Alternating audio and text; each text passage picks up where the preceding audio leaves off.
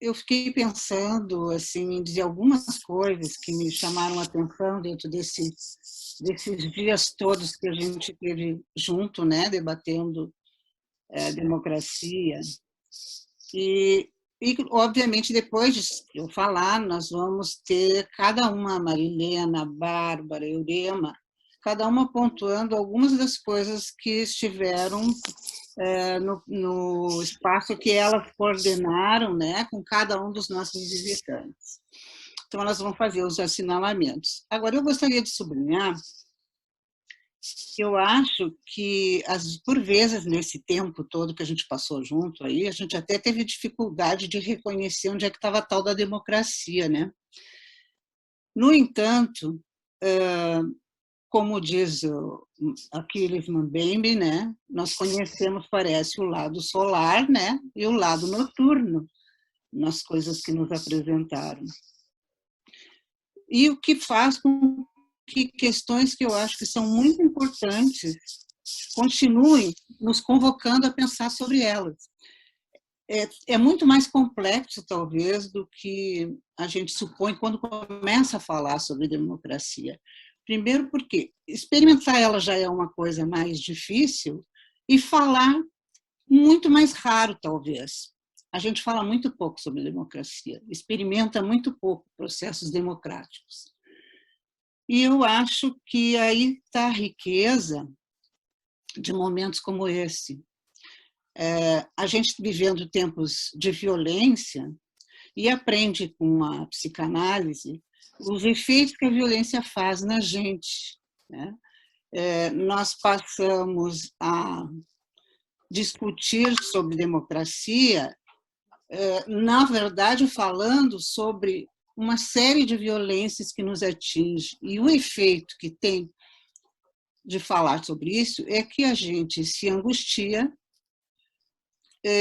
se imobiliza e muitas vezes faz isso que é o que a gente luta para que não aconteça, que é se calar, silenciar, porque a angústia nos toma, né? E eu acho que um pouco disso, pelo menos para mim, aconteceu nesse processo, nessa discussão desses temas, né? No entanto, questões então importantes que ficam nos convocando, que eu imagino que seja o que nos remete a continuar falando sobre democracia, afinal, ela nos conduz para a civilidade, ela é o que nos permite fugir à barbárie, o quanto que o nosso desejo de democracia, como diz a Miriam Debier, né, e o Mbembe também fala, é um desejo de uma sociedade de iguais, onde a gente quer falar com os iguais e quer tirar os diferentes, né, o outro da nossa frente. E, dessa maneira, então, a gente poder vislumbrar a democracia como um processo que não rompe com a dominação, com servidão. Uma outra coisa assim, que eu acho importante, o quanto a gente vê a democracia como um poder que vem de baixo, como um poder que vem dos partidos, o quanto a gente se baseia na representação,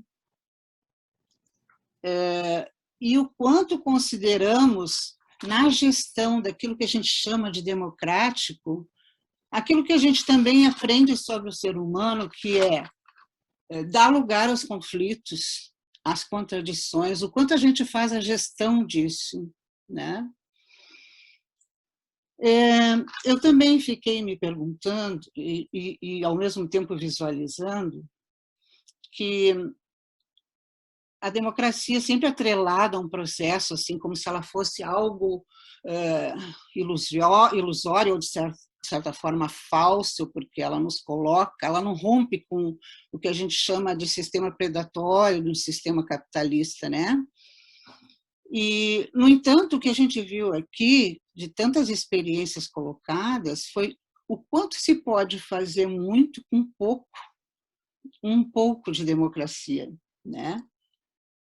E o quanto a gente precisa ter momentos como esse, que a gente pode falar e nomear as nossas dificuldades de compreender o que é mesmo para nós, para cada um de nós, a tal da democracia. Eu acho que a gente viu perspectivas ótimas quando a gente ouviu experiências de intervenção urbana através da palavra, como o Alexandre colocou, né? Vimos o quanto uma gestão de Estado que, a princípio, não se consegue confiar também, né? Como propostas transformadoras, o quanto foram capazes de se ter experiências inovadoras. E eu queria dizer que, embora a democracia possa ser algo muito difícil da gente conceituar, o que eu pude ver é que a gente tem que recriá-la mesmo, que é um processo incessante de reinvenção. E que algumas coisas foram, acho que, colocadas aqui, para mim, pelo menos, como importantes. E que são coisas que encontram eco em autores, né, que a gente tem estudado. Essa coisa do buscar o em comum, de dar publicidade para as coisas, publicidade no sentido de ocupar espaços transparentes, tomar posições públicas e experimentar a participação através de coletivo. Eu acho que são coisas que espaços como esses, poder falar sobre elas, poder trocar e conhecer mais experiências nesse sentido, só podem nos acrescentar nesse processo de reinvenção. Porque é indiscutível que nós estamos diante de uma ameaça concreta de perdas das pequenas conquistas que a gente já teve de democracia, esses resíduos que a gente tem de democracia na nossa sociedade. E que isso é uma questão séria. Nós precisamos tomar posição diante disso, né? E está aí, até porque, quero finalizar só dizendo o seguinte, no meio de umas leituras aí que eu andava fazendo, eu vi que a democracia, que normalmente é colocada como em oposição, o antagonismo à questão do comunismo, e que está muito em voga discutir, tem os que são comunistas, né? E os que são democratas, como se tivesse um pouco dessa divisão aí na nossa, nesse movimento todo que a gente está vendo agora, né, no nosso país. E lendo um pouco sobre isso, eu estava vendo assim que são dois projetos que apontam sempre para a autonomia da sociedade, tanto o comunismo como a democracia. E que o que ela propõe é que a gente tem que decidir um destino comum, que os sujeitos têm que decidir um destino em comum. Bom, está resolvido o nosso problema, como se fosse tipo a lá Bolsonaro, tanto pode ser uma coisa como outra, a gente sabe que não é bem assim, né? Como vamos fazer esse exercício, então, de dar lugar às liberdades individuais, com um compromisso com o coletivo, né?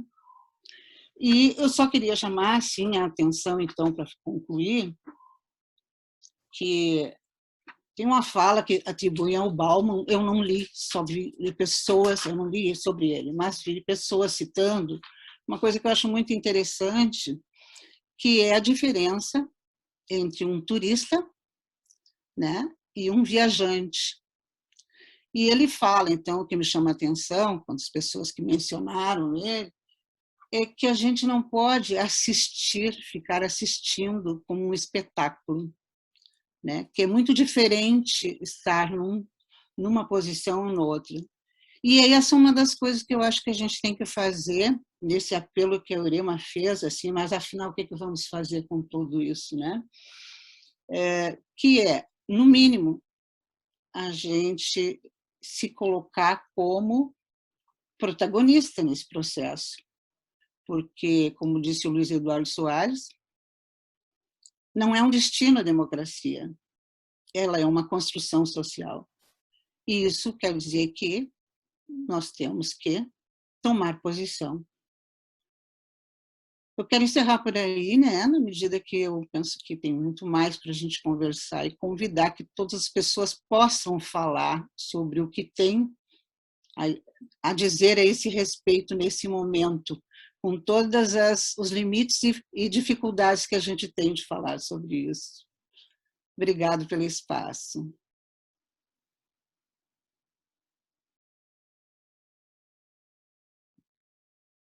Boa noite a todos. Obrigada, Maria Luísa.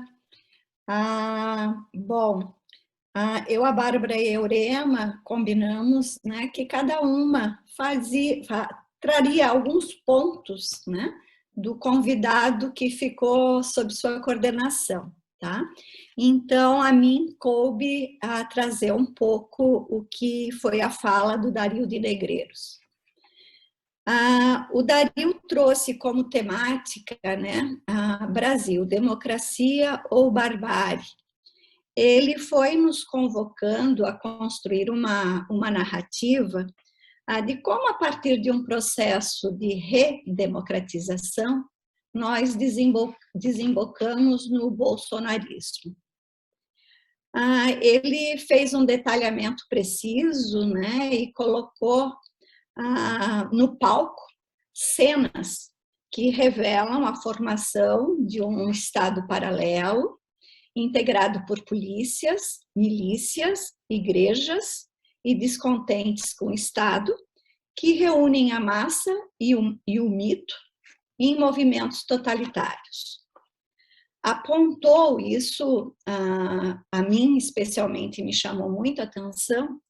Ele apontou que no ponto de base fundante dessas cenas houve um acordo registro de resto da ditadura, através do qual se estabeleceu na nossa Constituição que as polícias estaduais, ou seja, a nossa segurança pública, passaria a estar regida pelo Exército, pelas Forças Armadas. O Jorge Zaverucha, no livro O que Resta da Ditadura, assinala que quando, na primeira versão do artigo 142, os militares perderam o papel de guardiães da lei e da ordem, os militares se irritaram. E o então ministro do Exército ameaçou zerar toda a redação constitucional. Esqueceu o ex-ministro, diz esse autor, que ordem interna em qualquer democracia é competência da polícia. Porém, temerosos, os constituintes acharam por bem ceder. Acordaram ou dormiram. Deixaram passar, dormindo, na base, a violência. O Edson Telles e o Vladimir Safatli, quando eles fazem a apresentação desse livro que eu referi, O que Resta da Ditadura, eles marcam que nenhuma palavra melhor que violência descreve a maneira que tem o passado de assombrar e contaminar o presente. Afirmam ainda que por meio do número de mortos que deixou para trás, mas através das marcas que ela deixa no presente, ou seja, através daquilo que deixará para frente. A incapacidade de reconhecer e julgar os crimes de Estado cometidos no passado transforma-se em uma espécie de referência inconsciente para ações criminosas perpetradas por nossa polícia, pelo aparato judiciário e por setores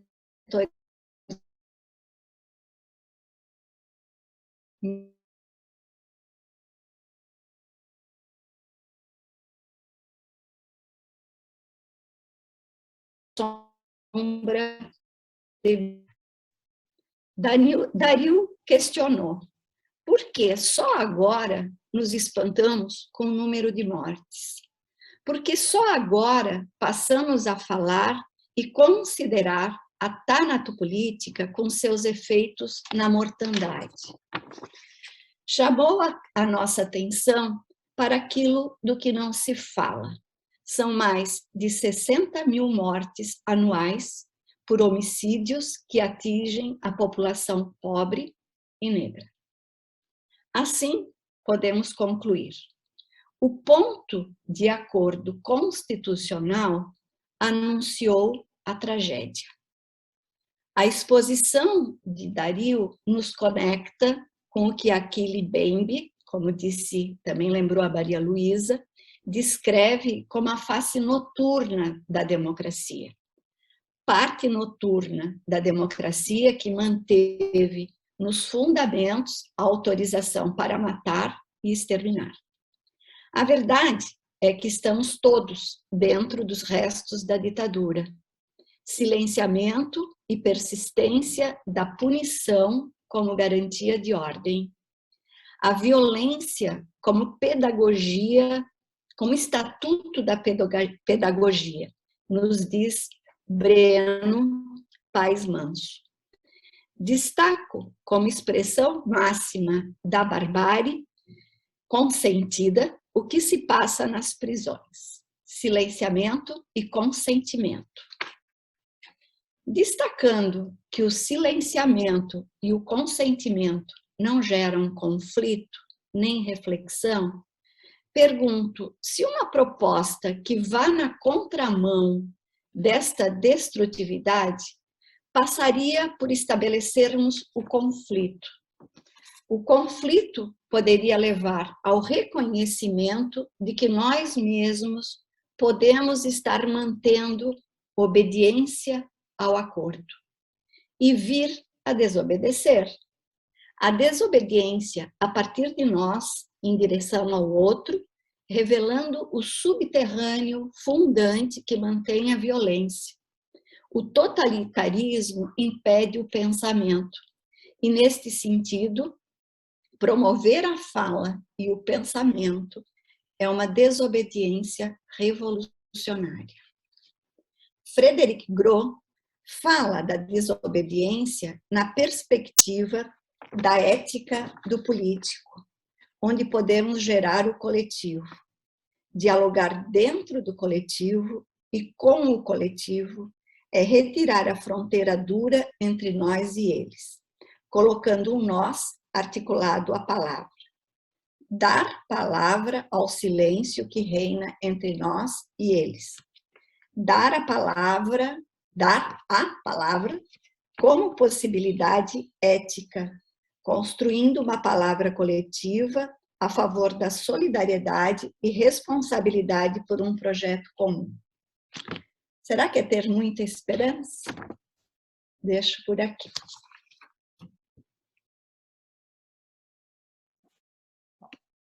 Então, no segundo encontro que nós tivemos, participou o Alexandre e a Sandra. O Alexandre está aqui conosco hoje, então eu vou dizer que ele possa, né, fazer uma pequena síntese, se é que a gente consegue fazer isso, né? Mas, enfim, falar um pouco do trabalho. Eu só queria colocar uma palavra que foi a que me marcou para amplificar isso, que é ecoamos, né? Então, isso aparece na fala, então eu queria poder trazer, a partir disso, do que ecoou do nosso encontro, do nosso segundo encontro, cujo tema do Alexandre foi experiência democrática e antidemocrática, a sala de aula e as ruas, e o da Sandra Fagundes, que era experiências democratizantes no SUS, coletivos singulares. Eu só gostaria de colocar, em relação a isso, né, que ambos trouxeram o tema coletivos, né? E coletivo também é o que nos constitui aqui, enquanto pessoas que nos juntamos, pensamos algumas ações e principalmente ações de resistência, né? Então, ambos, tanto o Alexandre, que vai poder falar disso em alguns minutos, e a Sandra trouxeram as experiências de coletivos e experiências que vão nessa mesma direção de uma forma de resistência.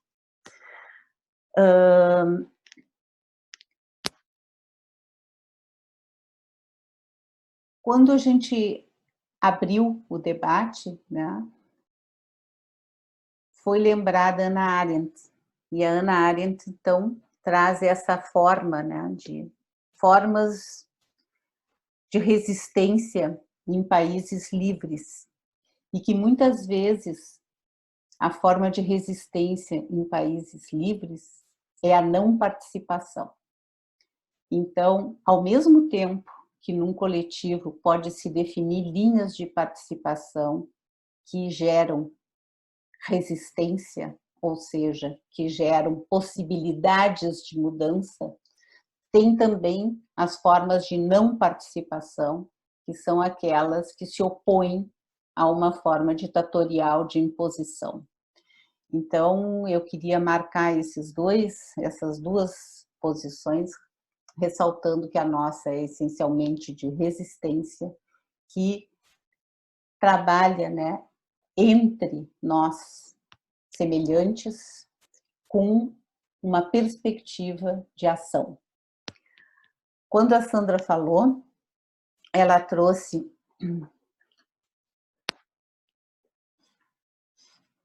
uma ideia, né, que está no livro dela, que se chama Da Pedagogia da Implicação, Intersecções da Educação para Políticas Públicas de Saúde, onde ela desenvolveu muitas das coisas que ela trouxe aqui.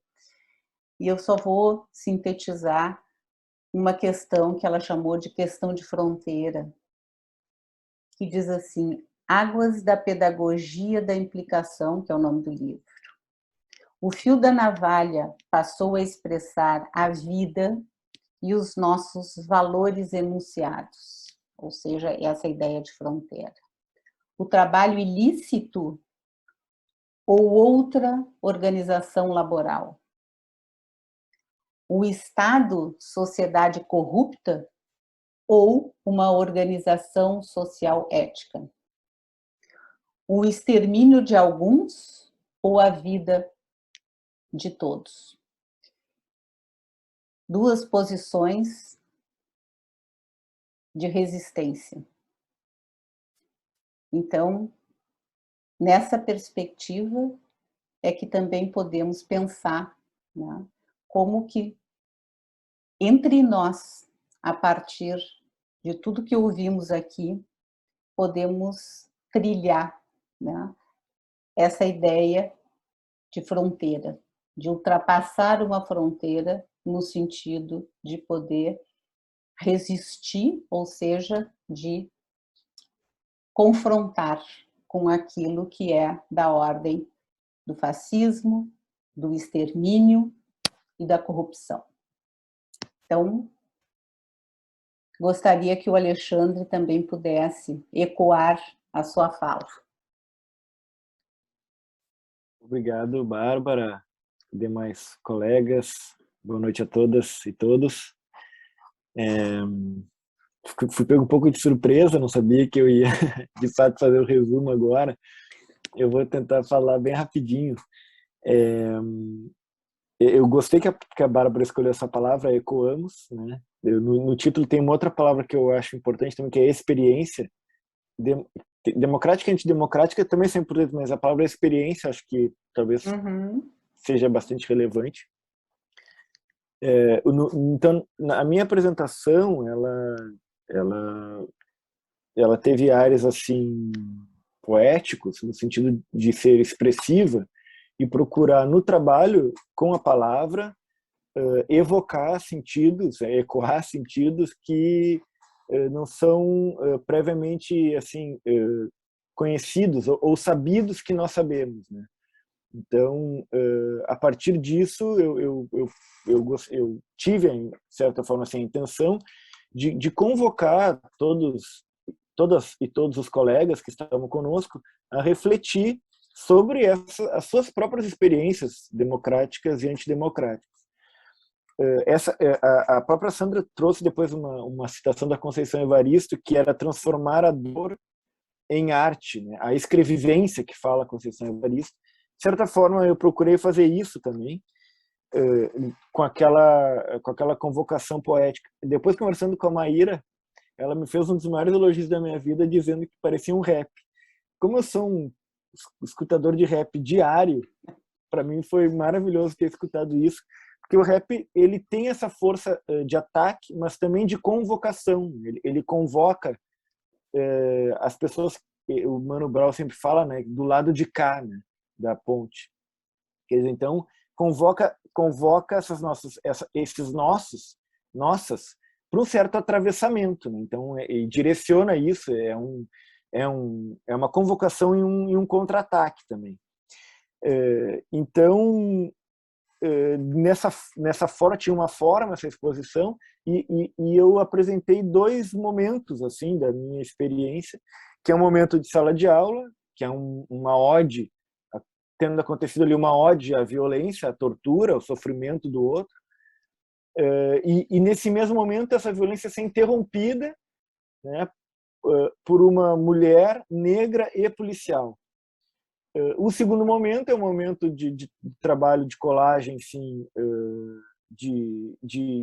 na rua, de arte urbana, que na verdade eu conjuguei 2 momentos, que eles são conjugados por uma mesma pergunta que é dirigida a mim e aos meus amigos, meus colegas, uma semana depois da outra, que é uma pergunta é uma pergunta binária, quer dizer, tu é a favor ou contra a violência? É muito difícil responder essa pergunta nesse momento, assim, ali, né?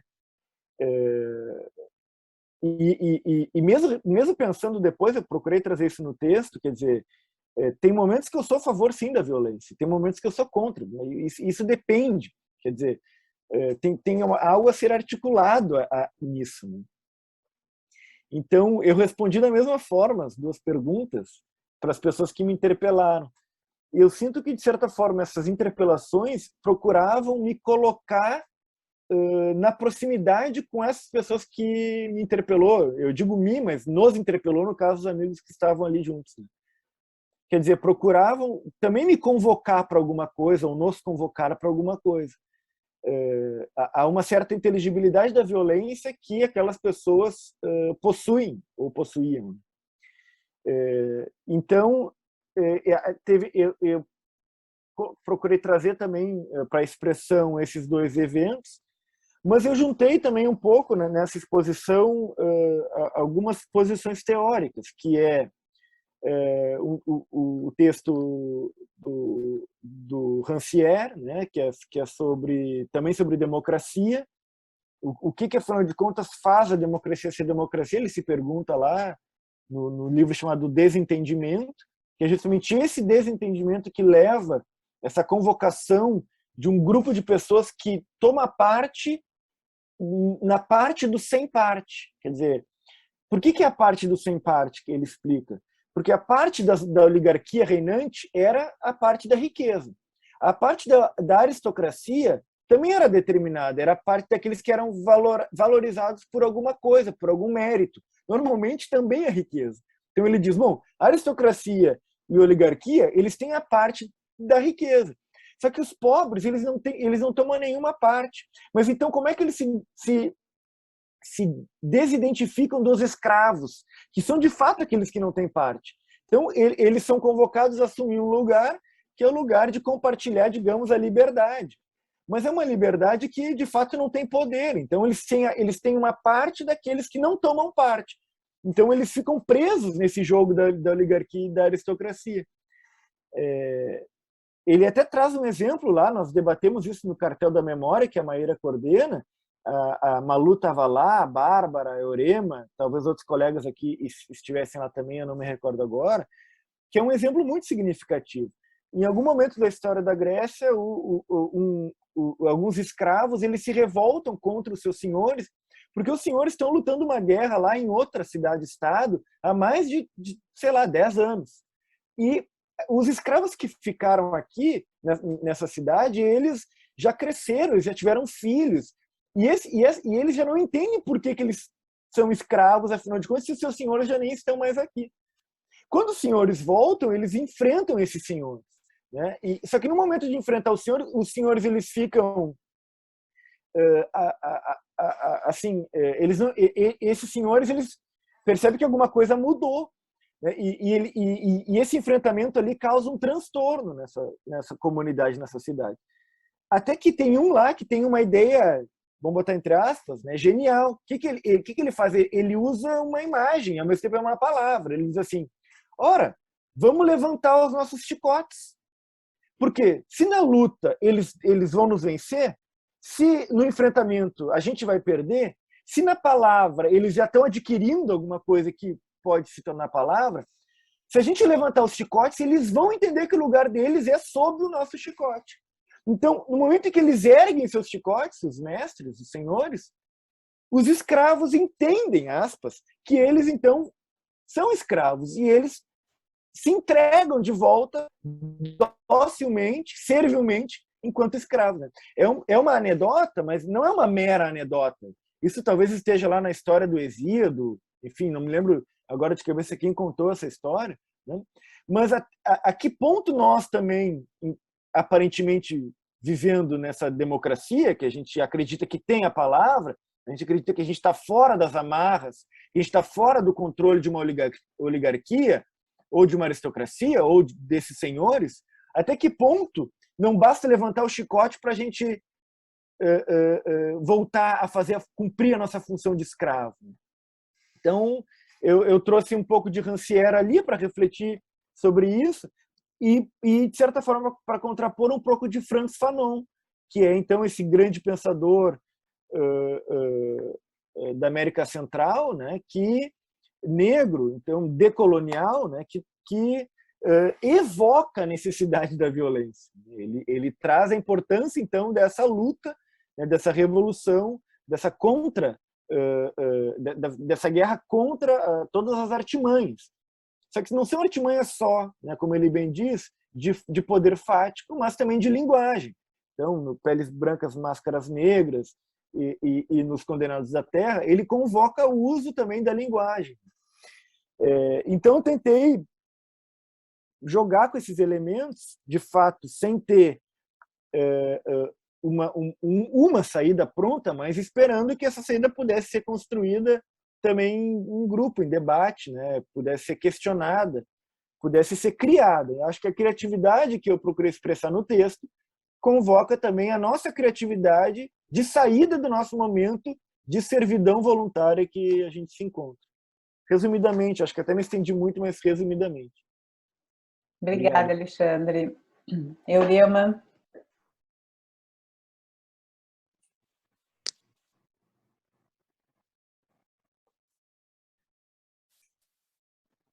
Bom, eu selecionei resumi um pouquinho da proposta que o Luiz Eduardo trouxe, mas quando eu fiz isso, efetivamente eu fiz uma leitura naquilo que me interessa e que eu gosto, que é essa questão do uno e do múltiplo, que um pouco o Alexandre se referiu agora. Tá? Nesse sentido que um movimento, ele não é um movimento único, né? Ele está sempre nessa dimensão de uno e de múltiplo. O que eu quero dizer com isso? Quando o Luiz Eduardo traz, que ele recupera, e eu achei isso bem ilustrativo, o cenário de 2013, e que esse cenário de 2013 mostra um movimento de massa que vai às ruas porque já se sentia em condições e potente para reivindicar o que passara a perceber como seus direitos. Isso era a caracterização do movimento de 2013, ou seja, eram pessoas cidadão na história do seu país. Mas, no entanto, também o Luiz Eduardo alinhava, pontua, que no tecido social, desde 1990, a religiosidade neopentecostal estava em expansão. Então, se havia esse movimento, havia também esse outro movimento, e que rapidamente se difundiu a teologia da prosperidade, que prometia benefícios nesse mundo e nessa vida. Vocês reparem que naquele movimento de se sentir em busca de seus direitos, havia junto esse discurso, né, da religiosidade prometendo e autorizando, né, benefícios nesse mundo e garantindo a vida maravilhosa depois. A minha pergunta para mim, quando eu escutei isso, foi: eu tinha percebido 1990? Não. Eu estava encantada com 2013. Então, acho que essa questão que eu me fiz, eu também estou trazendo para vocês, nesse sentido, né, que é reconhecer-se,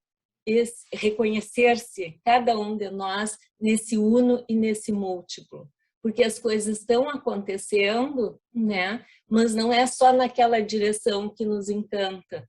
Junto com isso, tem esse múltiplo também ocorrendo. Então, eu acho que isto, o reconhecimento desse movimento, pode promover, sim, que a gente, como coletivo, possa se repensar nessa posição e atitude em relação ao preconceito. Acho que isso, na fala do Dario, ele colocou muito bem, né?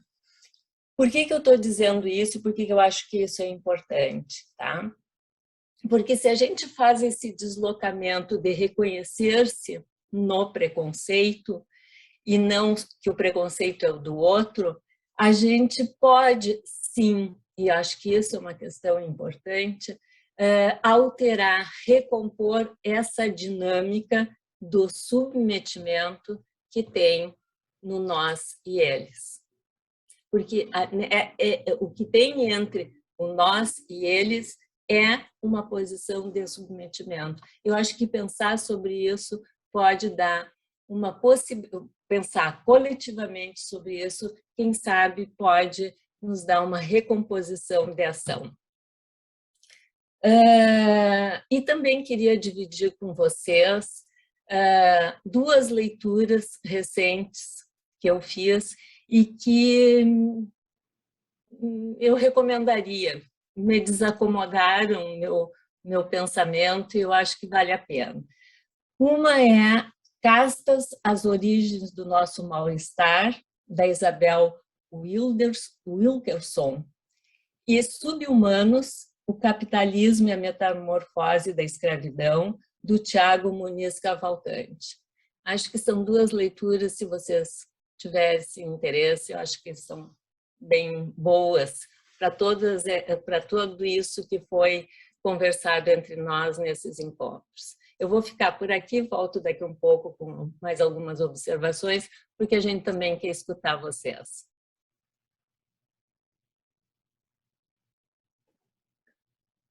Bom, está aberto o debate, a gente quis refrescar alguns conceitos e as ideias que foram aqui discutidas, e agora, então, a gente vai passar a esse debate, que se espera possa ser uma conversa entre nós, com a repercussão e com a reverberação de todos os momentos que tivemos nesse encontro. Tem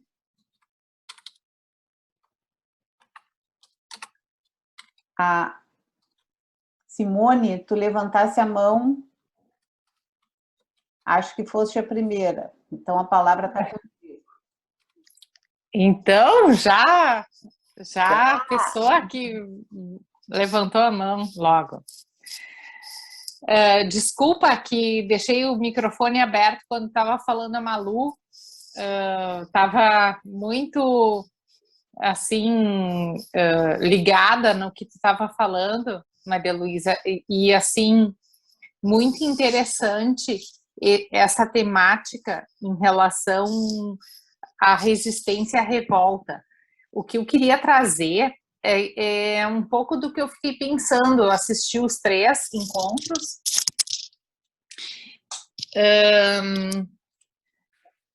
E há um tempo eu tenho pensado sobre um tema, inclusive que quando eu fazia parte da SIG, a gente tinha feito uma atividade que era Revoltas na Cultura, em 2013. E quando a Bárbara trouxe o tema resistência, eu vejo que é a temática assim, que me encanta atualmente, que é pensar a diferença entre revolta e resistência.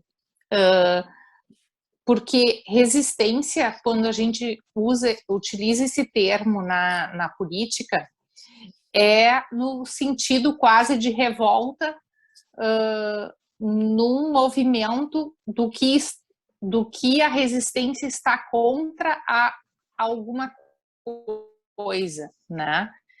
Na psicanálise também, só que na psicanálise o tema da resistência tem a ver com o contra-investimento, o contra o inconsciente, e não contra algo. E aí vem um sentido de repetição, e no sentido da revolta é no sentido da mudança a partir da repetição. E eu vejo que esse ponto no Freud é muito interessante, porque é o ponto da pulsão de morte, que é a partir do reconhecimento da repetição, sem modificação da repetição, que ela já fez parte da história, é fazer um novo, né? Mas não é mudar o que já está no repetido. E quando eu estava pensando nesses temas, o último encontro, que foi com o Luiz Eduardo Soares, me trouxe uma temática que eu queria dividir com vocês. Há um tempo eu estudei o livro do Márcio Seligman Silva, que é esse aqui, para uma crítica da compaixão, que eu utilizei no meu mestrado e que fez parte na conceituação, assim, na diferença da conceituação de piedade e compaixão.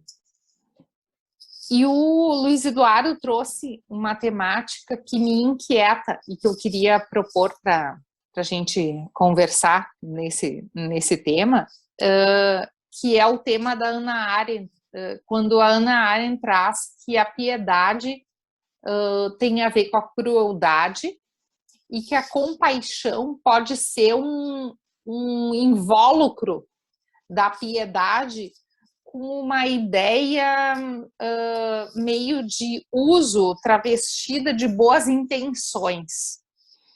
E como o Luiz Eduardo trouxe muito uma crítica, não a crítica no sentido contra, mas exatamente no sentido da resistência freudiana, né?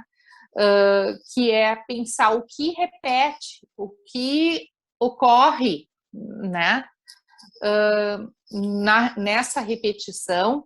Ele trouxe esse tema em relação assim, sim, mas estávamos diminuindo a desigualdade social, diminuindo os pontos, né, que nos afastavam do diferente, mas daqui a pouco o diferente exacerbou. E o diferente no sentido das diferenças. E aí me ponho muito a pensar nisso, assim, se esse tema das diferenças, o invólucro de piedade, de coitados dos pobres, coitados dos negros, coitados dos diferentes, ele não encobriu exatamente a crueldade na diferença, né, por um tempo nosso. E aí eu não me refiro a uma questão político-partidária, me refiro a uma questão da cultura. E que esse caldo nos trouxe aqui um ponto de um eixo, né, assim, como se nós pensássemos bem na pulsão de morte no Freud, que algo que é repetido do ponto de vista da crueldade, daqui a pouco fica posto em ato e que nós não conseguimos mais ter controle, ter palavra, ter possibilidade de compreensão, né? É o que o Freud coloca, a reação terapêutica negativa, né? No sentimento inconsciente de culpa, e que esse é o ponto que a gente está hoje, assim, mas eu fico olhando para esse ponto das diferenças e me perguntando exatamente esse ponto que ele trouxe, assim, o que houve no caldo que nos trouxe hoje a essa crueldade exacerbada em relação à diferença, né? Depois de um tempo em que estávamos com uma temática da compaixão, entre aspas. Esse texto do Márcio Seligman é muito bom porque ele traz exatamente a ambivalência dentro da compaixão, né? Com toda essa compreensão da Hannah Arendt, que eu acho muito interessante. É isso. Obrigada.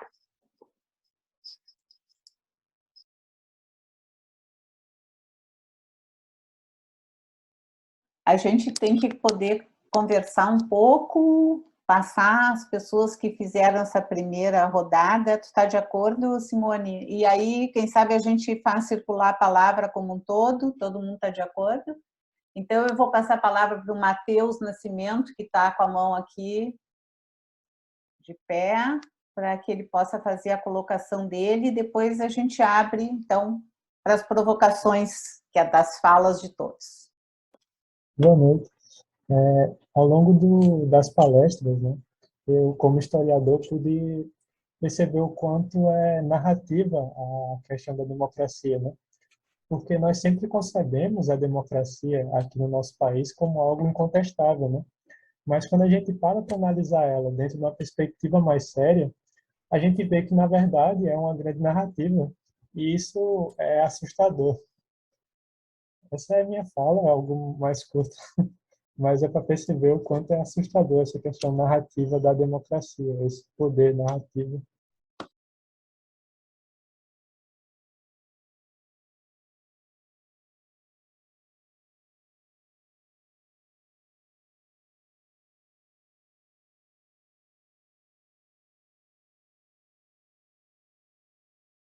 Bárbara, teu microfone. Deu. Mas alguém gostaria de contribuir ao debate? Ou podemos fazer a... Eu queria resgatar um comentário do último encontro. Certo? Porque eu fiquei muito tocado com o comentário e agora com o que a Eurema e a Simone falaram, assim, da pulsão de morte. Eu lembro sempre do Freud, que ele diz que a pulsão de morte prolifera no escuro, né? E na década de 90 ela proliferou e hoje ela está em ato. E o que me convocou, que eu anotei num comentário, era do Daniel. Acho até que ele está por aí, que eu vi ele se apresentando antes. O Daniel falou assim no último encontro: Luiz, por favor, me parece que você não nos deixou sem esperança. É isso mesmo? O fato de finalmente vermos todos esses demônios e sentir que eles ficaram visíveis não nos deixa como povo mais verdadeiros, mais reais? E eu lembrei muito nessa fala do Daniel do Mal-Estar na Cultura, do Freud, de 30, que ele vai falar que o problema, agora não lembro se é o Mal-Estar na Cultura ou Cultura é uma Ilusão, ele vai falar que o problema do comunismo, ou dos comunistas, foi que eles acharam que abolindo a propriedade privada, e olha que eu venho de uma formação marxista, depois psicanalítica, e eu acreditava muito na questão econômica, que tinha que abolir a propriedade privada. E o Freud marca nesse texto assim: não adianta só acabar com a cerca, senão acabar com o destrutivo do interno de cada um. E me parece que o que está posto, assim, que eu queria pôr no debate, é o que a Marilene falou lá no início: como é que é possível construir uma palavra coletiva? Como é que a gente constrói uma palavra coletiva quando o destrutivo está solto, assim? Quando não tem só uma diferença de classe social e econômica, tem uma diferença de estruturação psíquica, de recalcamento de aparelho operando, uns mais em ato, outros mais no simbólico. Como é que a gente, quanto psicanalista, pode intervir meio a isso, sabe? Essa é a minha questão, assim, que eu acho que não é só pelo discurso, pela narrativa do econômico. Porque se a gente vê hoje a gasolina R$ 7,00 e tem gente que não faz nada. Antes que estava 3 ou por 20 centavos de passagem, saíam à rua. O que acontece internamente na subjetividade que 20 centavos a mais faz com que todo mundo tome a rua e hoje R$ 7,00 o litro de gasolina, ninguém se mexe ou fica passando pano, sabe? Eu acho que, quanto psicanalista, a gente tem que levar, convocar para esse debate, assim, o que está se passando internamente nos sujeitos hoje, na cultura do Brasil, assim. Se o Daniel quiser falar do comentário dele, eu acho legal.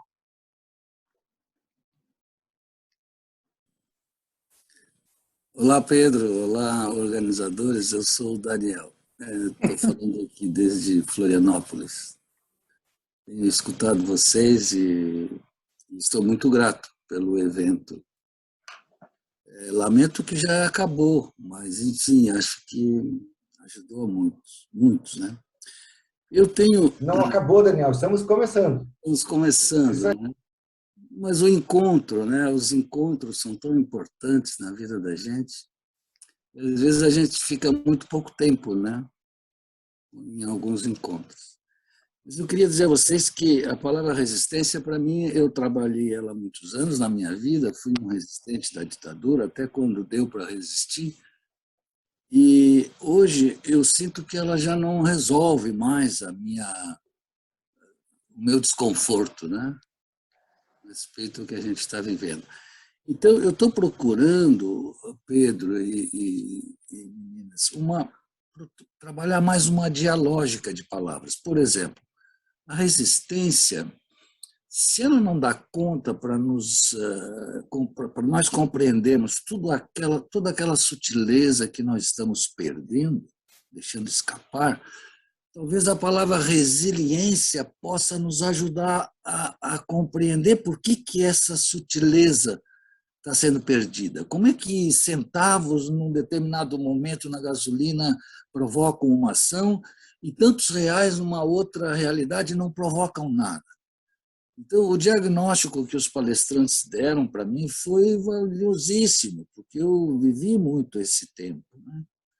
E eu digo para vocês, hoje, a minha maior estupefação é perceber que eu deixei escapar muitas sutilezas que eu não via, eu não sabia, entendeu? Hoje eu reconheço que tem uma sensibilidade no meu país que eu jamais imaginei ou valorizei.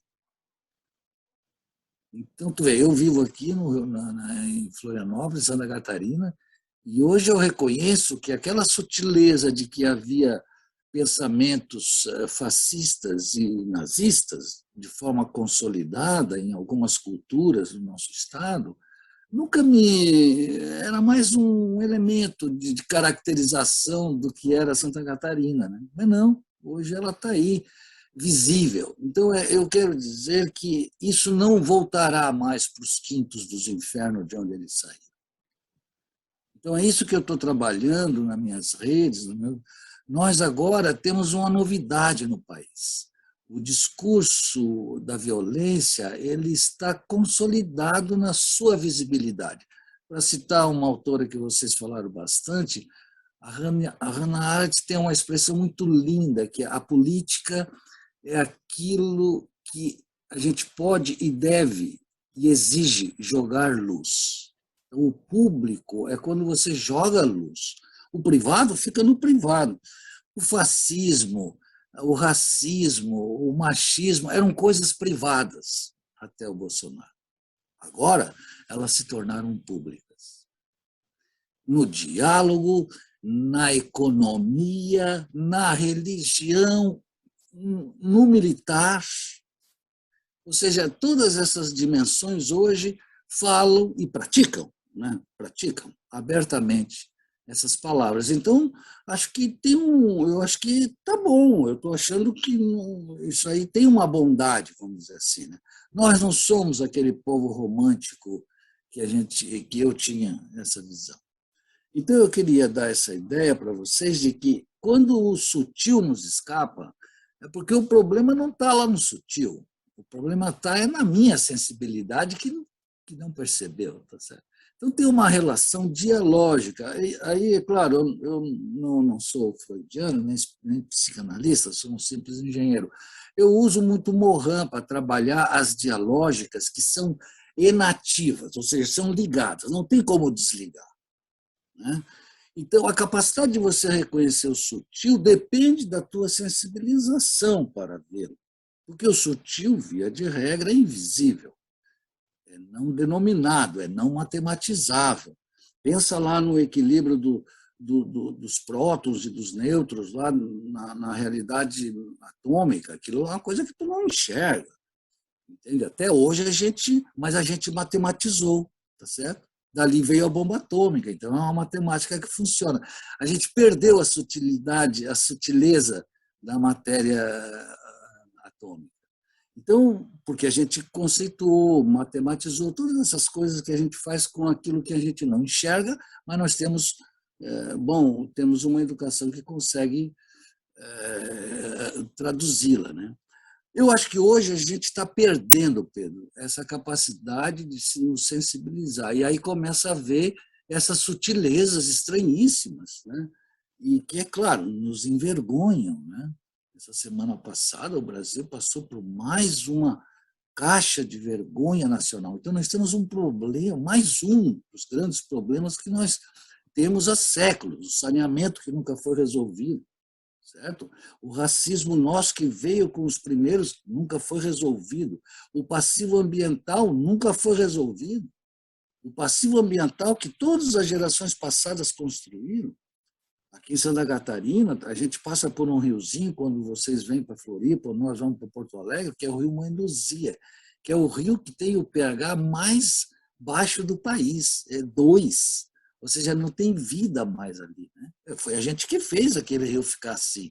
Só estou dando um exemplo dos passivos ambientais, que no Rio Grande hoje agora ontem saiu o resultado da degradação do bioma Pampa, é o bioma que mais perdeu vegetação, né? E de todos os 6 biomas foi o bioma Pampa, com 40 e poucos %. Então, eu só queria dizer para vocês o seguinte, eu acho que nós temos que valorizar esse momento, e o que vocês fizeram, entende? Nós precisamos dialogar, criar espaços de diálogo. Eu gosto muito de um livro do Rancière, que o Alexandre falou aqui, que é A Partilha do Sensível, né? Quando você identifica que o sensível é uma coisa crucial nas nossas relações, você se abre para o solidário. Então, tu tem a relação entre sutil, sensível e solidário, tem aí uma dialógica, tem uma complexidade, que eu não sei se os nossos conceitos conseguem dar conta, né? Talvez a gente precise conversar mais para poder dar conta dessa complexidade que nós estamos vivendo. Para concluir, eu queria dizer para vocês que resistência eu acho que só não basta. Eu já resisti, e muitos de vocês aqui resistiram. O fascismo, tudo ele, a experiência fascista no mundo sempre tem um começo igual, que é tudo ele pela democracia. Todos eles foram eleitos, os fascistas, mas só saíram pelas armas. Então, essa é outra realidade. Porque eles são muito violentos, eles são intolerantes, então não dá. A democracia é o espaço da tolerância, do diálogo, enfim, não tem como você tirar essas pessoas pela democracia. Entretanto, na América Latina, nós estamos vendo que esses fascistas, eles não são muito verdadeiros. Existe uma quantidade de falsidade nesse movimento fascista, né? Porque o fascismo nem partido é. Então, eu digo para vocês, a experiência do Macri já nos deu uma... Eles ficou 4 anos lá, mas tiraram. Então, eu quero dizer que o fascismo brasileiro ele vem com uma quantidade de falsidade muito grande. Então, por isso que eu digo, a democracia, para mim, ela não é só uma construção social, todo mundo sabe o que é, mas eu trabalho a democracia como um desígnio, como uma futuridade. Eu acho que a democracia é a nossa saída. Eu acho que a gente consegue tirar os fascistas. Só que depois nós vamos viver com esses caras. Tá certo? Mas tudo bem, vamos vivê-los. Eu digo, eles não voltarão para os quintos dos infernos. A nossa vice-governadora é desse grupo nazista, olha só. Então, ela é uma pessoa boa, ela está ali, ela não vai embora, ela não voltará para casa. Então, eu acho que o governador de vocês no Rio Grande do Sul tampouco irá para casa. Certo? Eu acho que tem muitas coisas que não voltarão mais para casa. Tudo bem, vamos encarar isso aí. E eu acho que a democracia é o nosso caminho. Vamos trabalhar essa ideia de que precisamos pensar em algo que agregue. A crise mundial da biosfera é talvez um grande elemento de agregação. Eu acho que a crise ecológica ela pode nos trazer um alento, ela não só pode nos trazer um ensinamento, né? Mas pode trazer também um alento. O ponto de não retorno já aconteceu há muito tempo. Tá certo? Nós não estamos mais achando que vai ter um colapso. O colapso já chegou. Então, o planeta, com a sua dinâmica, já está se organizando, se ajustando, né? Então, hoje, tu tem condições de criar uma expectativa de escapar não, porque isso já tem os escapistas, mas de bifurcar do colapso. Então, para isso, tu precisa de ter uma proposta não só de resistência, mas também uma proposta de resiliência. E uma coisa que a gente nunca falou na resistência, na minha resistência, é de que o amor é a emoção fundadora do humano. Eu amava, mas eu nunca tive tempo de falar do amor na ditadura. Mesmo porque a gente tinha muito medo. Então, hoje eu digo para vocês, é o momento da gente recuperar a ideia de que o amor é a emoção fundadora do humano. Fora disso, só tem essas coisas feias aí. Então, a perspectiva amorosa, eu acho que encontra um lugar hoje de luz, recuperando a Hannah Arendt. E ela tem um livro lá, a Hannah Arendt, tem um livro de uma brasileira legal, que é Construindo um Mundo, uma coisa assim, que fala do papel da Hannah Arendt na defesa das crianças, essa coisa toda. Né?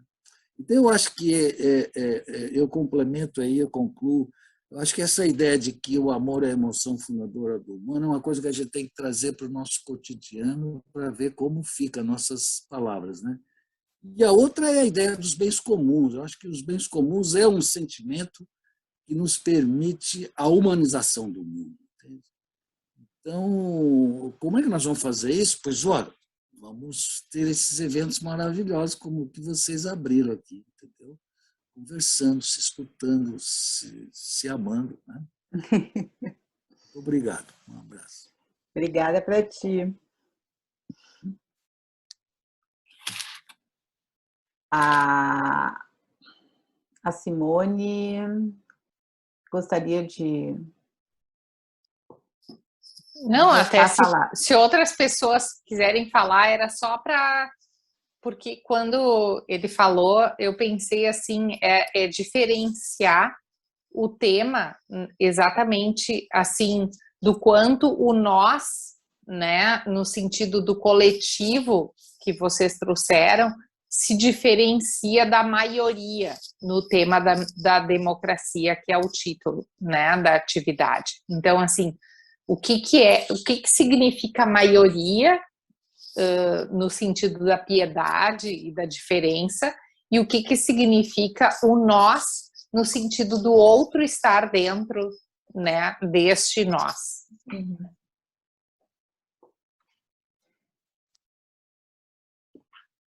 Eu queria falar uma coisa em relação ao que o Daniel trouxe, que me evocou um texto do Benjamin, aonde o Benjamin diz que houve uma mudança na estética a partir de Auschwitz, né?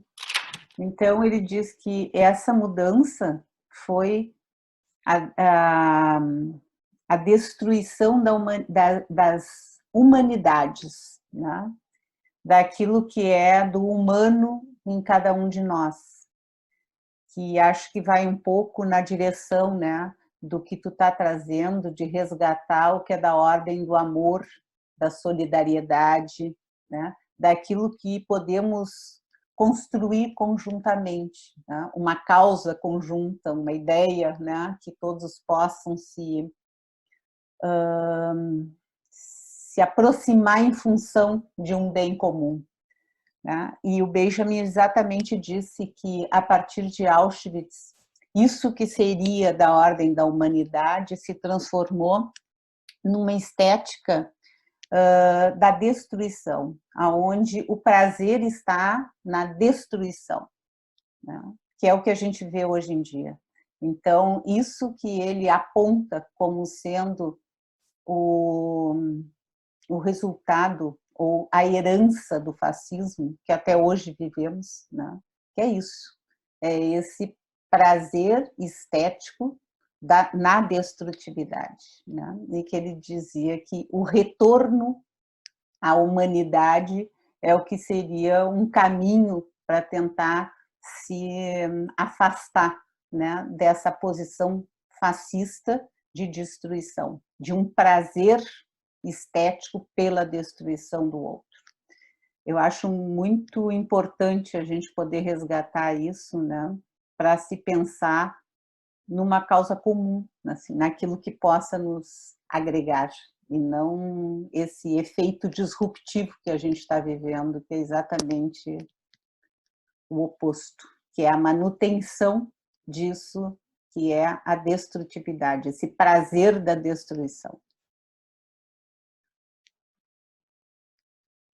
Eu me inscrevi aqui depois da Bárbara, eu já estava me inscrevendo depois da Simone, mas a Bárbara falou, aí eu passei depois, mas foi muito bom ter acontecido isso, porque eu gostei muito do que a Bárbara falou agora. E essa coisa de destruição das humanidades, né, tem muitos sentidos isso. Por exemplo, a permissão das escolas e das universidades mesmo, para que não se tenha mais as disciplinas das ciências humanas, especialmente filosofia e sociologia. Quer dizer, primeiro se tira essa disciplina, depois se decreta a ditadura que já está implantada antes quando se tira, né? Então, agora saiu hoje na RBS aqui, do Rio Grande do Sul, que o prefeito da nossa cidade, de Porto Alegre, ele gostaria de tirar a disciplina de filosofia das escolas municipais. Quer dizer, é gravíssimo essa destruição das humanidades, porque facilmente se abdica do pensamento para se acreditar que essa própria opinião é o que é, e aí se recebe a opinião pronta no celular, e como isso está de acordo com a atrocidade que tu acredita que é o mundo, isso se transforma em verdade. Então tu não precisa mais pensar, porque a filosofia não seria outra coisa senão a crise, a reflexão sobre a transformação da crise em crítica, né? Quer dizer, a colocar a crise em crise e assim saindo da crise e tornando o pensamento crítico, né? Então, essa destruição das humanidades, ela é como os melhores antes de nós disseram, né? Ela é um projeto, essa destruição. E não obstante, nós estamos aqui. Quer dizer, é muito importante essa possibilidade de lidarmos com as palavras. Quer dizer, se a resistência estrito sensu não basta, a gente pode sim buscar outra palavra, sem necessariamente abdicar da possibilidade da resistência num determinado cenário, né? Quer dizer, eu me lembro assim, eu vejo que 2013 ele foi e ele continua sendo uma disputa nas nossas narrativas, para lembrar aquilo que o Matheus trouxe muito bem, né? É uma disputa de narrativa, que é muito importante que a gente dispute as narrativas e não meramente entregue as narrativas para os colonizadores de ontem e de hoje. Em 2013 eu estava fazendo meu doutorado em literatura e eu fazia estágio de docência com a professora Ana Mello, Ana Lisboa de Mello, atualmente professora da Federal do Rio de Janeiro, e eu fazia aqui na PUC. E bom, estava toda aquela muvuca acontecendo, e um dia eu estava em aula, né, eu estava dando uma aula junto com ela, não só assistindo, e daí, e fatidicamente, quando eu falo de literatura, eu acabo falando também de política. Então entrou esse debate, assim, o que está acontecendo, afinal de contas, e tal, né? eu lembro que nessa ocasião eu tive a oportunidade de pensar alguma coisa junto com os colegas, que foi mais ou menos assim, num país que chama até hoje, em muitos locais, revolução, o que foi um golpe de Estado, facilmente pode entender um movimento revolucionário na rua como um movimento conservador. Facilmente isso se inverte. Claro. E, infelizmente, a própria presidenta Dilma assina e faz uma lei antiterrorista contra justamente aqueles movimentos de rua. Quer dizer, atestando a entrega daquele movimento para as bases conservadoras. Quer dizer, infelizmente, a disputa é não só do imaginário, mas também do simbólico. É uma disputa pelas palavras, pela inteligibilidade da coisa que a gente está disputando. Por isso que a narrativa é, sim, muito importante. Seja a narrativa que a gente constrói aqui, seja as próprias ficções que a gente vai ler pelas autoras e pelos autores que estão vivendo hoje no Brasil. E tem muitos dentre esses que são importantes. Escutando o Daniel falar, eu achei relevante comentar com vocês que eu comecei hoje a ler um livro que se chama A Extinção das Abelhas, da Natália Polesso, que foi minha colega de doutorado, né? Premiada por um Jabuti já, depois escreveu outros livros ainda, e agora tem esse, A Extinção das Abelhas. Estou no início do livro, mas eu estou amando já e eu recomendo esse livro. É importante que a gente se sensibilize, como disse o Daniel. E essa sensibilização, ela necessita da ficção. Ela necessita dos caminhos que a ficção abre para um outro mundo. Tem uma cena muito importante de um filme que é baseado nos contos do Philip K. Dick, né? Que se chama Electric Dreams, o livro onde tem esses contos, e o seriado que está na Amazon Prime, né? Electric Dreams. Aí acontece o seguinte, o planeta Terra já não existe mais, é tipo assim, 500 anos. Tá? Aí tem uma senhora que ela já tem 300 anos. E ela já ela vive em outro planeta, já tem outro local. Ela é riquíssima. E ela resolve pagar uma agência de turismo para visitar o planeta Terra. Esses agenciadores de turismo, portanto, capitalistas, né? Como bem lembrou a Malu antes, a questão do turismo dentro da sociologia contemporânea, né? Eles dizem assim, sim, vamos te levar para lá, né? Vamos te levar para ver o planeta Terra. Só que como o planeta Terra não existe, eles buscam um planeta parecido visivelmente com o planeta Terra e ficam de longe, né? E não iriam adentrar ao planeta Terra. Adentrar é o quê? Não é ir lá no núcleo do planeta, né? Onde está borbulhando calor. Não, é na superfície. Então, adentrar também é a superfície, né? Acontece que ela consegue fazer um dos agenciadores ali se apaixonar por ela e convence esse cara a descerem à superfície do planeta Terra.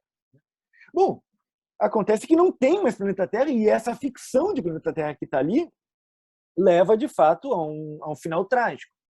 Isso me levou a pensar numa frase que ficou popularizada pelo Mark Fish, ou Frisch, agora estou confundindo, mas que foi dita talvez pelo Jameson, que é algo como assim: nós conseguimos imaginar a destruição do planeta Terra, mas a gente não imagina a destruição do capitalismo. A gente consegue imaginar que não vai mais ter planeta, mas a gente não consegue imaginar que não vai ter capitalismo. É um déficit na nossa imaginação. É impossível não imaginar que não vai ter capitalismo. Isso é a atrocidade. Que a gente não imagine que não tenha capitalismo é a barbárie. Isso é a barbárie. O Benjamin dizia que ainda exista um mendigo é a barbárie. E também isso é a barbárie. Né? Da mesma forma que a gente não imagine que um planeta Terra sem capitalismo continua sendo a barbárie. E isso faz parte, então, desse tipo de experiência que o próprio Benjamin trabalha no texto do narrador, com Nikolai Leskov, em outros textos também. Né? Como é que a gente consegue viver na deficiência da experiência e apenas com a nossa vivência? Quer dizer, isso que ele nem viu a tecnologia chegar no âmbito que a gente está agora, que é essa realidade virtual total, numa pandemia como a nossa, com WhatsApp, com Telegram, sei lá, com 500 redes sociais, né? Isso que ele não viu isso. Quer dizer, que tipo de vivência é essa que não nos permite a reflexão sobre o que vivemos, portanto, tornar isso experiência. É quase a mesma coisa do que tirar a disciplina que te permite a reflexão em todos os âmbitos, que é filosofia e a sociologia. É uma decorrência lógica essas coisas. Então, me parece que essa disputa lá de 2013, que o Pedro estava dizendo, 20 centavos, quer dizer, os cartazes que estavam ali não é por 20 centavos. O que a gente cantava na rua? O motorista, o cobrador, me disse se teu salário aumentou. Quer dizer, eles que não podiam estar fazendo greve, né, porque tinham problemas institucionais com as suas empresas, seriam demitidos, né, muitos paravam enquanto a gente estava na rua. Para quê? Para valorizar aquela frase que estava sendo dita. Era uma frase inteligível, porque o salário não estava aumentando e a passagem de ônibus estava aumentando. Quem que usa ônibus? Estudante e doméstica. E outros profissionais que são profissionais de baixo salário, né? Os outros, a classe média basicamente não usa mais. A classe média disputa a gasolina. Os pobres disputam o valor da taxa de ônibus. É uma diferença nessa disputa. Então, hoje, o que acontece? A consciência da debilidade está arrefecida, anestesiada. E é por isso que a sensibilidade é muito importante, porque a sensibilidade é estética. A anestesia é a anestética, um texto da Susan Buckmore. Estética e anestética. Quer dizer, a condição que os fascistas têm de anestesiar a nossa consciência, a consciência que a gente pode ter da debilidade do curso do mundo, a consciência de que esse curso é o curso da barbárie, é o curso da destruição, que a gente não imagine que não exista mais capitalismo. Eles anestesiam, eles conseguem anestesiar isso. Então, a gente precisa da sensibilidade, como muito bem disse o Pedro, da estética para fazer isso. A gente precisa... E é claro que o fascismo tem essa estética própria. Isso que a Bárbara trouxe muito bem. Quer dizer, se por um lado existe a estetização da política, que é o que faz o fascismo, o Benjamin diz, precisamos da politização da estética. Quer dizer, é trazer a dinâmica política para dentro da sensibilização. Né? Quer dizer, colocar a sensibilização no âmbito do cinema, do teatro, do filme, e mesmo do futebol, de diversos anos. Futebol é, infelizmente, né, um âmbito onde se consegue colocar o fascismo muito evidente, mas é trazer para esses âmbitos do sensível as colocações políticas. Essa tarefa a gente não pode delegar. Aqui a gente sabe disso, né?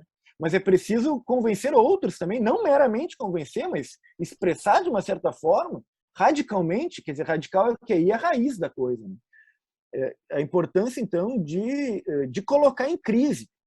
Já passa a palavra para a Malu, peraí.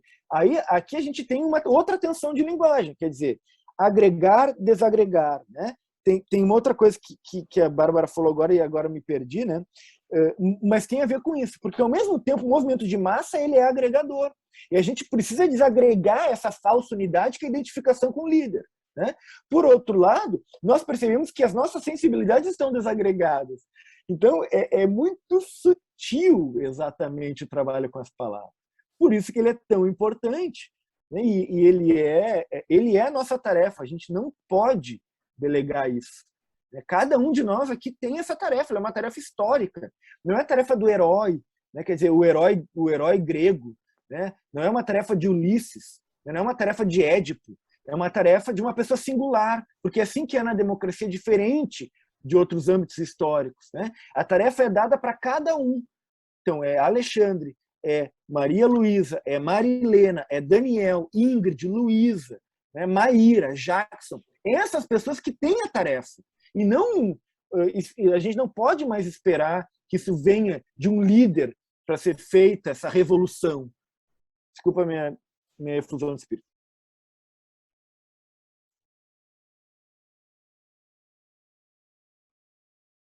Tem alguém inscrito ou posso falar? É tu, Maria Luísa, pode falar.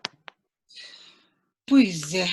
Ai, o Alexandre fala, me encanta, e aí me vem uma coisa marxista, assim, e eu quero ficar no concreto de novo.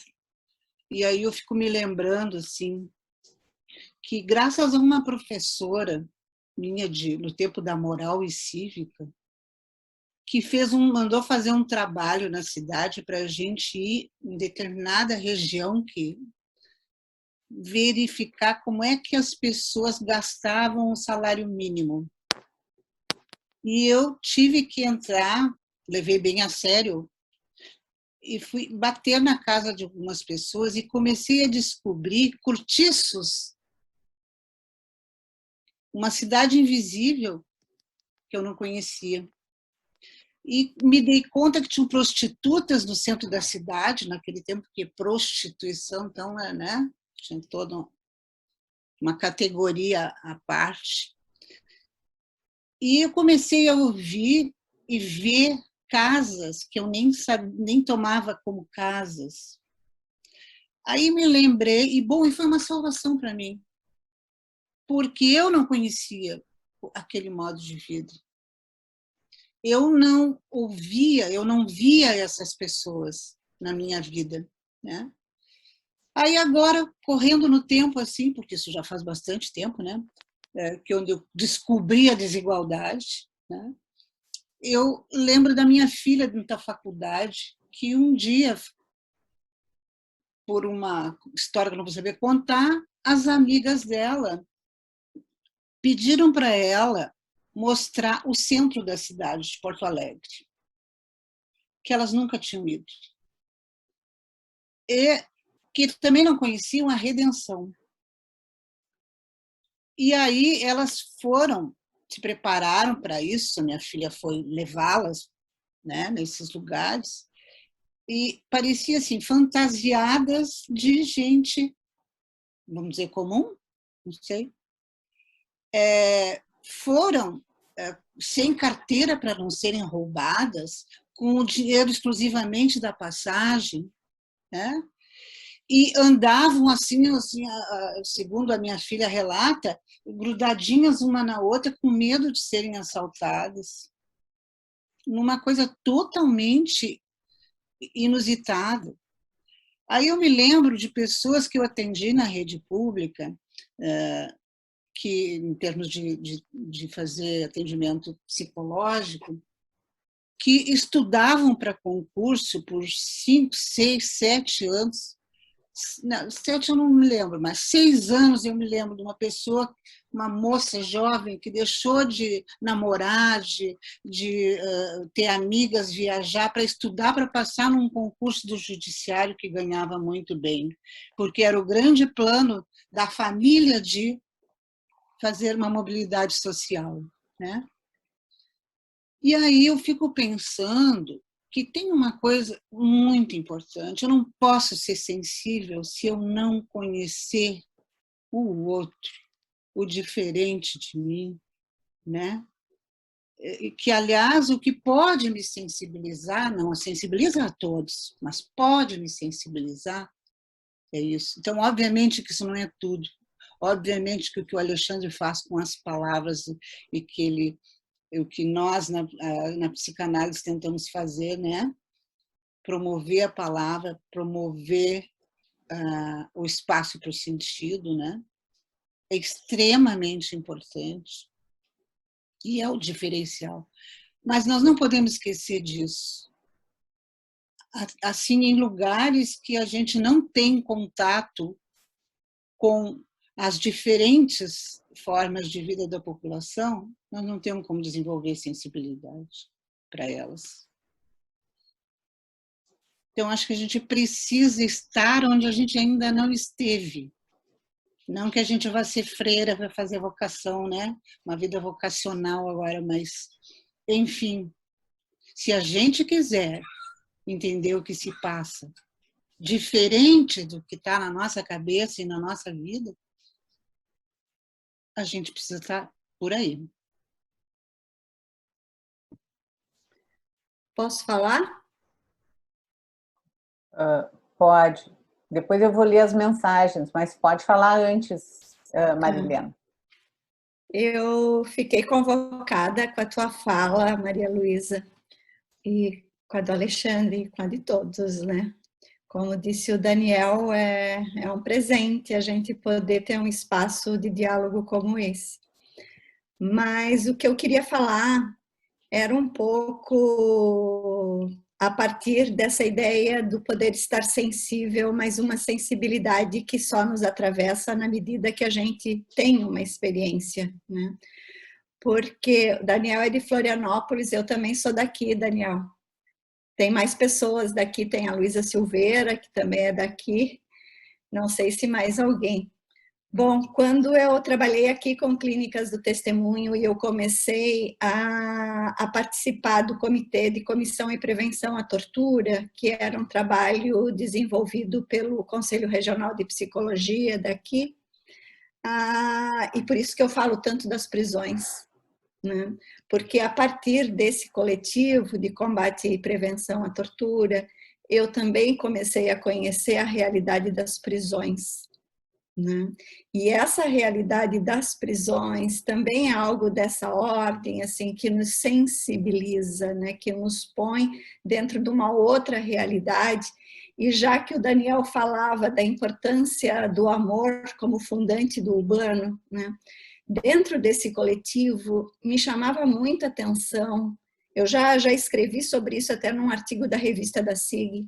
Me chamava muita atenção que os membros desse coletivo, para qualquer atividade que se fazia, eles me chamavam porque eles queriam que eu falasse de como é que se fundava o humano. Eles me pediam para construir uma narrativa, é como se eles me dissessem: a gente precisa colocar isso dentro do social como uma convocatória para que o sujeito que está lá dentro de uma prisão possa ser reconhecido como humano, né? E não como um dejeto, como um resto, né?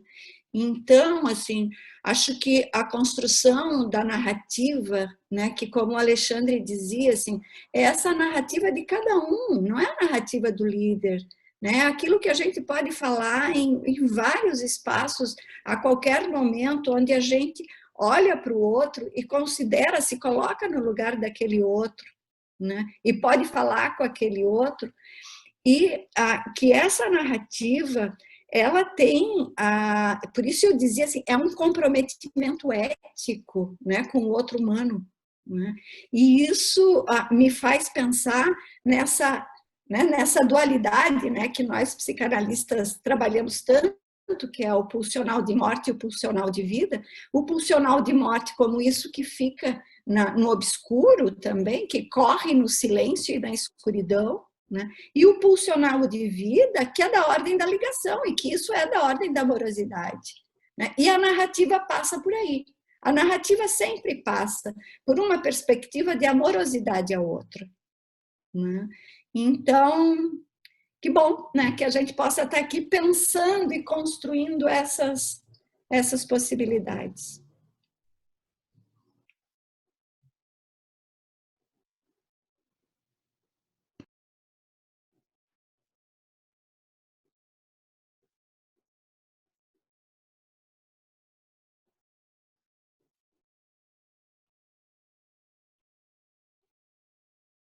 Tem várias coisas aqui no chat, vou dar uma lidinha. Francisco diz: o fascismo, ao chegar ao poder, arrasta uma legião de asseclas empoeirados, mofados e abjetos.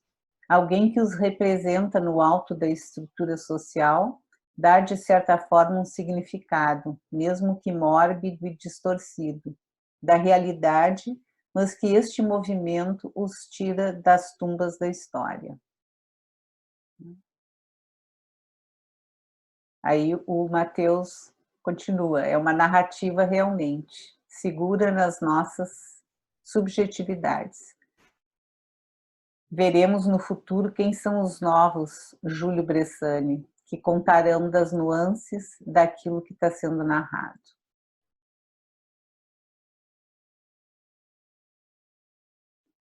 Depois tem um evento que o Membe vai participar. E depois o Daniel termina, então, dizendo para o Alexandre: o capitalismo colapsista hoje está no escapismo de Musk, de Bezos, de Branson, que já abandonaram o planeta como lugar de felicidade humana. É o roteiro do Blade Runner todinho.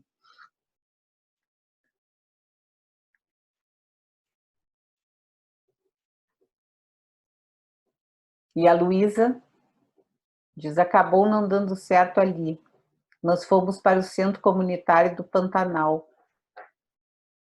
Deixa eu ver que eu acho que eu pulei alguma coisa que era importante. Durante meu estágio na faculdade, quase conseguimos fazer as aulas práticas no presídio de Florianópolis.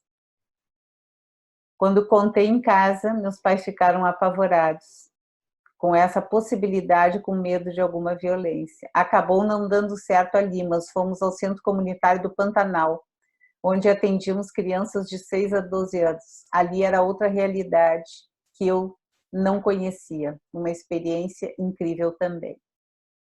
Tem a ver com a tua fala, né, Marilena?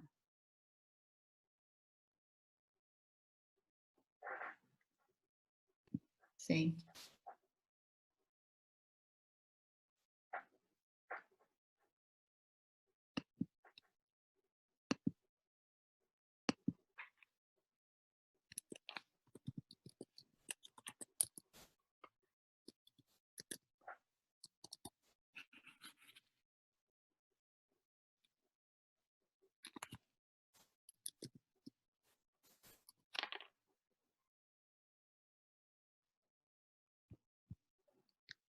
Alguém mais gostaria de se colocar?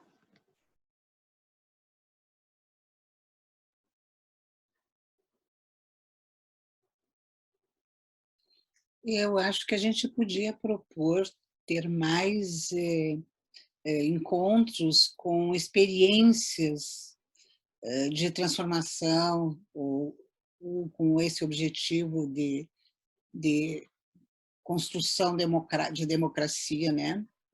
Eu me dou conta, acho que eu já falei isso no começo, mas eu me dou conta que a gente está tão centrada no que não queremos, vamos dizer assim, o que queremos evitar, que parece que não se distingue. Eu falei num dos encontros, não se distingue o que eu desejo de processos mais saudáveis para a nossa sociedade daquilo que outros estão propondo, ou do que é democracia para uns e para outros, né? Eu estou falando agora nos nós e eles, né? Falando dos nós e eles, dessa disputa que tem, né? Que é a palavra democracia já não parece não dizer nada, não indicar nada efetivamente nos diálogos. E eu acho que cada vez mais a gente tem que clarificar as coisas, né? Nomear as coisas, tirar elas da invisibilidade. Temos experiências maravilhosas, porque parece que também que tem uma certa descrença de que a gente pode transformar alguma coisa, né? Eu sempre, há um tempo, falo na questão do fatalismo que nos abocanha, assim, né? E que é um prato cheio para alguém ver e nos conduzir. Ah, eu sei onde está o caminho, a vida, onde está, né? A glória. Esse é o discurso evangélico, né? O pentecostal, que tem todo esse ibope que hoje a gente está vendo, né?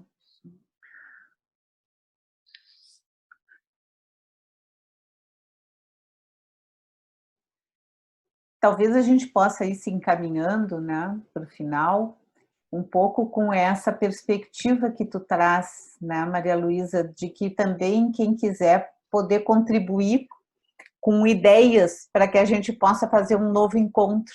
Acho que a experiência que a gente teve, antes desse que nós estamos agora concluindo, a gente trabalhou o discurso religioso. Então, que também foi o discurso religioso e o fascismo, a psicologia das massas de Freud. Então, que foi também um trabalho que alicerçou a ideia de poder trazer, né, desde o fascismo, desde a questão, então, daquilo que fica, né, como esse discurso neopentecostal atual, né, que é desfazer determinados conceitos ou distorcer determinados conceitos do que é família, do que é diferença, o que é, enfim, tudo aquilo que seja um tanto da ordem das possibilidades de se criar diferenças, né? acabou por pensarmos em fazer esse curso sobre democracia. E acho que a gente pode aproveitar, para quem está aqui ainda,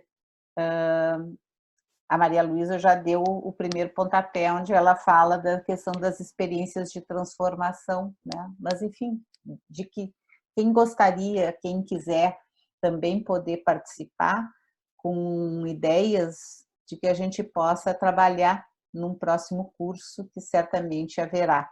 Não sabemos exatamente se ainda este ano ou no início do ano que vem, mas a gente vai trabalhar nessa perspectiva. Então, fica o convite também para que todos possam fazer parte dessa construção coletiva, né? Da mesma maneira como se vivenciou nesses 4 encontros que tivemos.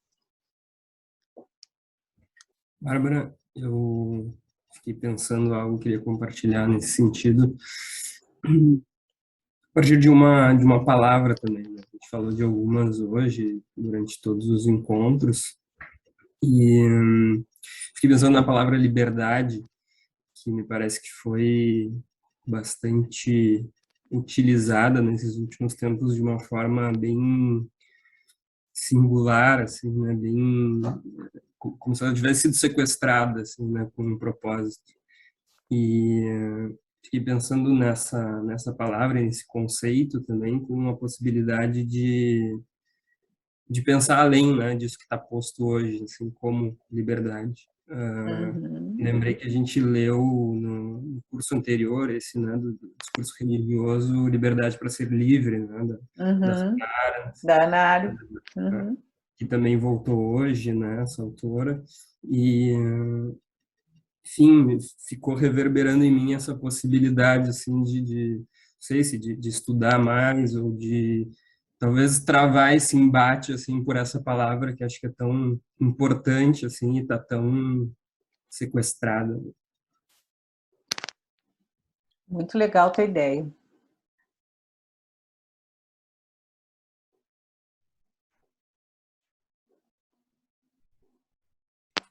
Eu acho, Gabriel, que tu usasse uma expressão agora bem, eu vou copiar, vou sublinhar, que é essa questão do sequestro, porque também aqui circulou, né, que talvez a gente parta, né, dos conceitos entendidos. E esses encontros também nos mostraram a importância de colocar os conceitos em ação no sentido da experiência, né? Então, quando tu diz isso, que a liberdade, né, foi sequestrada, eu acho super importante a tua sugestão, porque o que é mesmo ser livre? Né? Então, eu gostei dessa tua ideia para próximos encontros, porque eu acho que a gente também está saindo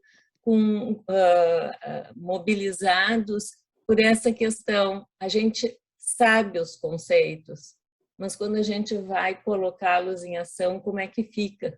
Né? Então, acho que isso é importante. Achei muito bom.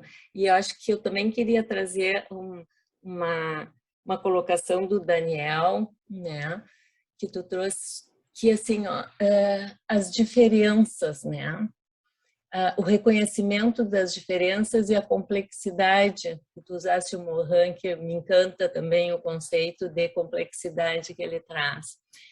Porque o reconhecimento das diferenças parece que não é o tão difícil, não estou dizendo que é fácil, parece que não é tão difícil. Eu acho que a questão está no diferente.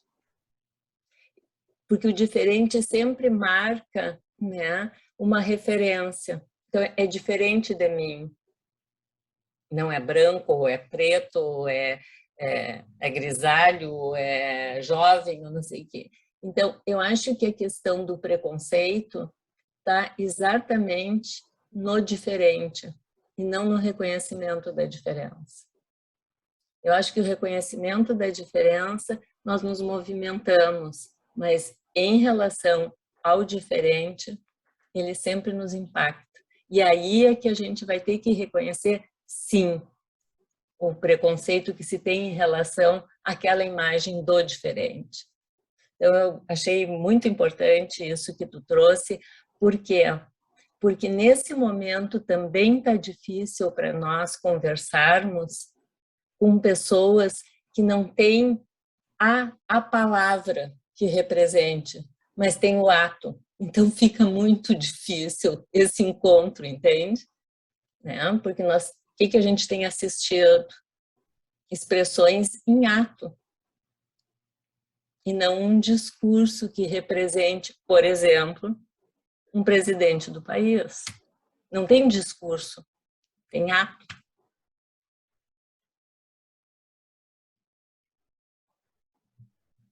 Eu queria dar um tchau para vocês, que eu preciso sair, mas a Eurema já me emocionou na vez que ela foi coordenadora e agora tu me pegou firme. Eu trabalho com essa ideia de que o amor é o reconhecimento do outro como legítimo num processo de convivência.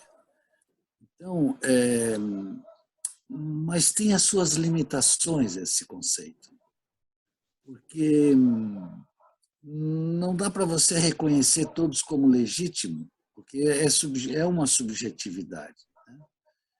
E quando tu coloca isso de que as pessoas que estão hoje na condução das coisas que são públicas não tem mais discurso, não tem mais programa, não tem mais nada que o justifique, mas eles foram eleitos pelo povo brasileiro. Então tudo isso nos amarra, nos puxa o tapete, né? Eu acredito que nós precisamos usar esse momento para refletir desde o início. Então, como é que nós construímos uma cultura que se generaliza dessa forma? Né? Então, essas pessoas não nasceram assim. O violento não nasce violento, não é genética a violência. O violento, o agressivo, ele não nasce agressivo. O indiferente não nasce indiferente. Uhum. O que os caras estão fazendo com respeito à natureza e com respeito ao povo, eles não nasceram com isso. Então, nós precisamos recuperar o projeto pedagógico, que evidentemente nunca foi construído de forma popular, né? Mas ele tem um projeto. Se hoje nós estamos vivendo isso, nós estamos vivendo no país, eu digo para vocês com tranquilidade, é porque isso fez parte da estratégia de alguém, que não fomos nós. Certo? Então, o futuro só existe lá no futuro. No presente, você tem uma futuridade encarnada, uma futuridade que se revelou eficaz, ela se tornou realidade. Então, nós precisamos recuperar, desde a origem, como é que pôde o país ser isso? Eu não estou mais satisfeito com o meu país. Estou tão envergonhado, eu não estou mais satisfeito com o meu país. Eu queria rediscuti-lo por inteiro, sem amarras, mas claro, com respeito. Né? Então, não é para todo mundo também que eu estou querendo, não é com todo mundo que eu me dou esse direito. Né? Eu não quero conversar com meus vizinhos, com meus parentes, com toda essa gente que eu acho que todos nós temos, né? Todos, é por isso que eu estou rindo, porque começa a sobrar pouco com quem a gente pode fazer isso. Mas eu acho que eu não esperava nunca estar aqui com vocês. A Marilene falou essa palavra maravilhosa, isso aqui foi um presente, foi uma dádiva. Eu estou feliz nesse momento, entende? Vocês me deram essa oportunidade de compartilhar uma acessibilidade. Eu não ia falar, porque eu, enfim, respeitei esse movimento de vocês, não faço parte desse movimento, então.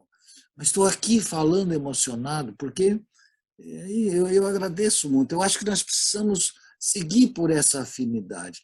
A Maria Luísa falou algo ali a respeito dessa sensibilidade, e eu quero concordar contigo.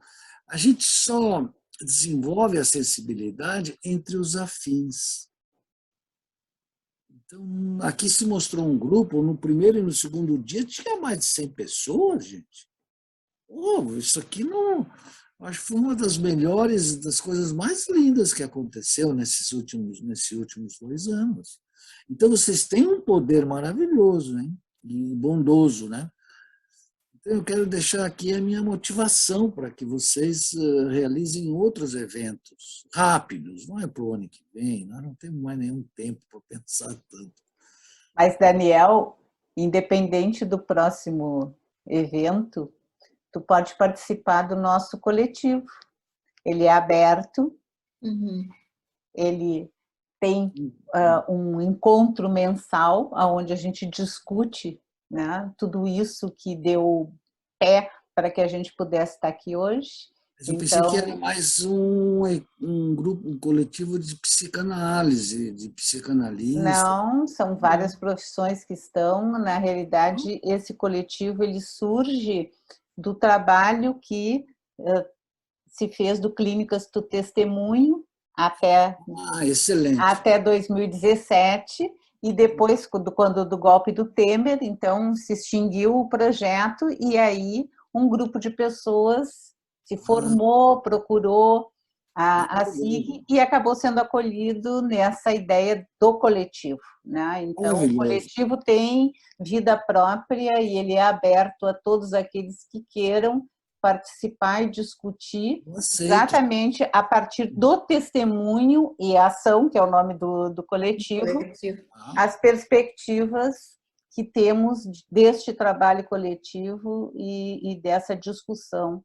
Eu aceito, Bárbara, e fico muito honrado, eu aceito. Se eu pudesse, se vocês quiserem me mandar um e-mail, Pedro... eu já ia te pedir isso, que tu deixe teu contato. Tu já deixaste teu e-mail, né, Daniel? Uhum. Eu trabalho com um filósofo chamado Hans Jonas, que trouxe a ideia da responsabilidade como um paradigma, como um princípio, e tem um estudioso dele que hoje está no Chile, o professor... agora me falha aqui o nome dele. Eu tenho contato com ele, ele que fez a tradução de livros do Hans Jonas, e ele trabalha uma coisa que talvez fosse muito legal para nós, que é a ética do futuro. Então, a responsabilidade como algo que faz a mediação dessa ética do futuro, porque se o fascista deixa um rastro muito claro, é a exclusão do futuro. Exclui o futuro. E a gente, nessa ideia de a gente aproveitar esse momento de desconforto e a gente tentar construir um espaço de discussão mais aberto, mais desideologicizado, se podemos dizer assim, né? Mais político, não sei, sobre as raízes do Brasil e até recuperar os nossos grandes mestres, talvez essa ideia da responsabilidade seja uma questão crucial. O brasileiro está se mostrando absolutamente irresponsável com respeito aos nossos biomas, com respeito ao nosso povo, à nossa língua. Meu Deus, eu acho que isso aí poderia ser um viés, né? E as nossas referências trabalhar isso, né? Não sei se o Freud trabalha, mas, enfim, eu estou gostando demais. Muito obrigado, gente. Vocês estão de parabéns, por favor.